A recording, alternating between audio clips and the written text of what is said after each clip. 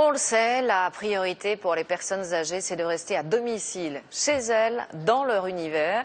Et pour cela, il faut éviter les chutes, maintenir l'autonomie le plus longtemps possible. Alors le CHU de Montpellier a mis en place un programme expérimental, des séances de gym adaptées aux personnes de 70 à 90 ans, parfois même plus, des exercices d'équilibre, de ballon ou de parcours d'obstacles. Et le résultat est très probant. Sur place, le reportage de Véronique Gaglione, Françoise Mazou et Sylvain Daubat. La voie qu'elle a choisie a de l'avenir, elle y croit. Lucie Charpentier est coach sportif à domicile pour les personnes âgées. Bonjour. Elle a déjà une dizaine de clients, comme Claudine Guérin, 90 ans. Montez de genoux à droite. Ouais, bien. Allez, encore 3. Je me sens pas solide sur mes jambes. Vous êtes déjà tombé? Oui. Plusieurs fois? Oui. Et ça, vous avez l'impression que ça vous donne plus de confiance? On essaie. L'objectif, c'est effectivement de reculer le fauteuil roulant, quoi, le plus possible, de lui donner de l'autonomie pour reculer ce fauteuil roulant. Bon, on va installer un petit parcours. 40 € l'heure de gym, non remboursée par la sécurité sociale. Depuis un an, Claudine s'y tient. Elle bouge davantage, elle ne régresse plus surtout. Allez, pareil dans le deuxième, on touche pas le cerceau, on soulève bien le pied. Et c'est bon aussi pour son moral. Super, sans faute. Ils ont déjà chuté une fois, donc du coup ils ont peur de rechuter une nouvelle fois. Donc du coup il faut les remettre en confiance. Il y a tout un travail psychologique à faire pour qu'ils aient moins peur de la chute, quoi.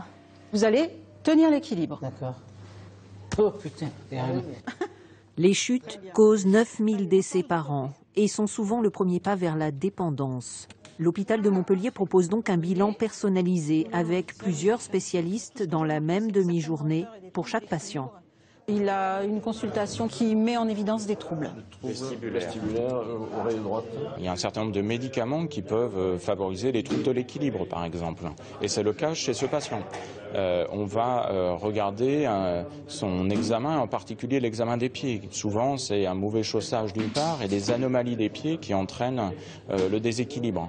Et puis on va regarder ses articulations, son dos, ses genoux, ses hanches. Allez-y, Jacqueline.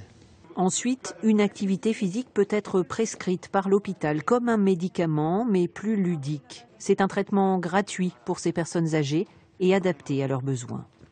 On a mis des petits objets sous le matelas pour créer un peu de l'incertitude avec, voilà, au niveau de la stabilité, une difficulté en plus du matelas. Donc là, on est sur de l'équilibre, là pareil, de la motricité.